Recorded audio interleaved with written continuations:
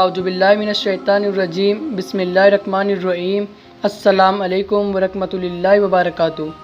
دوستو، بہت پہلے مدتوں کی بات ہے کہ ایک گاؤں میں ایک شخص اور اس کے بچے رہا کرتے تھے۔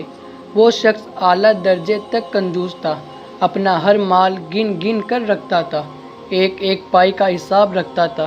وہ شخص اس قدر کنجوس تھا کہ وہ اپنے مال کا ایک لوہے کے صندوق میں رکھا ہوا تھا اور اس صندوق کو ایک اور بڑے لوہے کے صندوق میں رکھتا تھا۔ وہ شخص نہ اپنی ضرورت کی چیز پر خرچ کرتا اور نہ ہی اپنے گھر والوں پر۔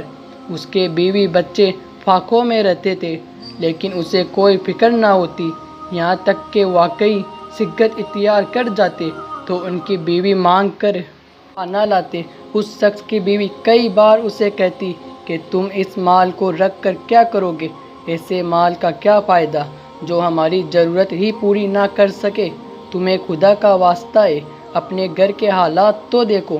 لیکن وہ کنجوس شخص فوراً غصہ کرتا اور کہتا کہ اللہ تعالیٰ نے فضول خرچے سے منع فرمایا ہے اور تم مجھے میرے مال خرچ کرنے پر اکساتی ہو، چلی جاؤ یہاں سے۔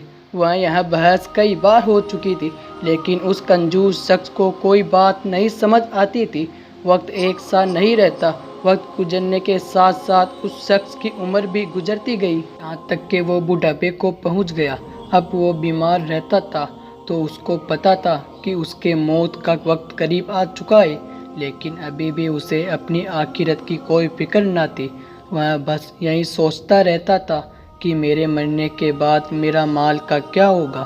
ایک دن وہ اپنی بیوی کے پاس بیٹھا تھا اور یہی باتیں کر رہا تھا کہ جب میں مر جاؤں تو میرے مال کا کیا ہوگا، وہ کس کے پاس جائے گا؟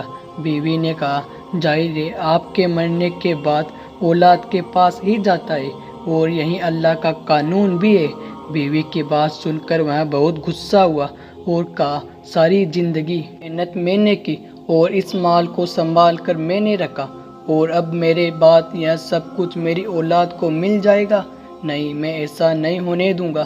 میں کوئی راستہ نکال لوں گا کہ میرے مال ہمیشہ میرے پاس ہی رہے گا۔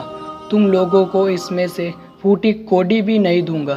بیوی بس اپنے شوہر کو دیکھتی رہ گئی کہ اسے مر جانے کا یقین تو ہے، لیکن پھر بھی اپنے مال کی پڑی ہے، کسی اور پر کیا ہی خرچ کرنا۔ وہ تو اپنی سگی اولاد کو کچھ دینے پر راضی نہیں تھا۔ وہ بس افسوس ہی کرتی رہ گئی اور اللہ تعالیٰ سے اس کے لیے ہدایت مانگنے لگی۔ ایک دن کنجوس شخص درخت کے نیچے پریشان سا بیٹھا تھا۔ ایک آدمی اس کے پاس آیا۔ دیکھنے میں وہاں بہت زیادہ دیندار اور اللہ والا لگتا تھا، لیکن اصل میں وہاں ایک جعلی فقیر تھا۔ اس جعلی فقیر نے اس کنجوس شخص سے کہا کہ کیا ہوا، تم بہت پریشان لگتے ہو، مجھے بتاؤ، ہو سکتا ہے کہ میرے پاس تمہاری پریشانی کا حل ہو۔ اللہ تعالیٰ نے مجھے بڑے علم سے نوازا ہے، میں جو دعا کرتا ہوں قبول ہوتی ہے، اور بہت سے لوگ اس بات کے گواہ بھی ہیں۔ کنجوس اس جعلی فقیر کی بات میں پھنس رہا تھا۔ جعلی فقیر نے اپنی کچھ اور اچھائیاں بیان کی تو کنجوس اس کی باتوں پر یقین کرنے لگ گیا اور اسے اپنی پریشانی بیان کی۔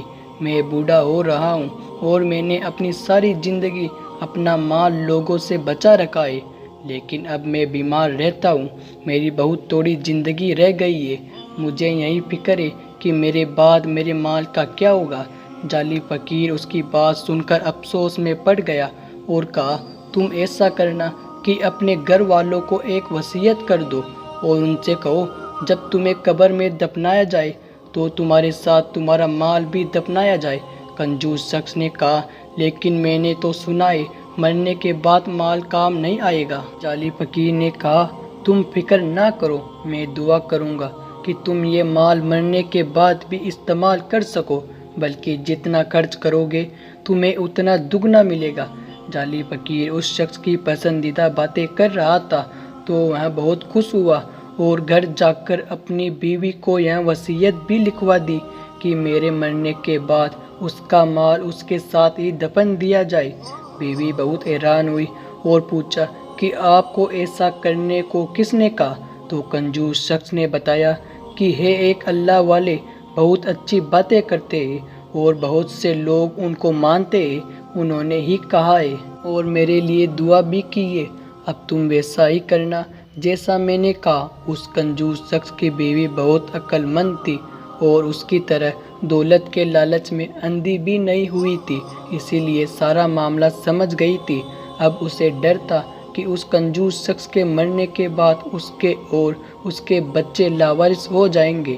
کنجوس شخص کے مال پر ان کا حق تھا، لیکن وہ مرنے کے بعد بھی ان کو یہ حق دینے کو راضی نہیں تھا، بلکہ جعلی فقیر کی باتوں میں آ گیا۔ اب وہ اللہ سے مدد طلب کرنے کے لیے کہ میں خود کو اور اپنی اولاد کو تیری پناہ میں دیتی ہوں، میرے شوہر کے بعد تو ہی مددگار ہے۔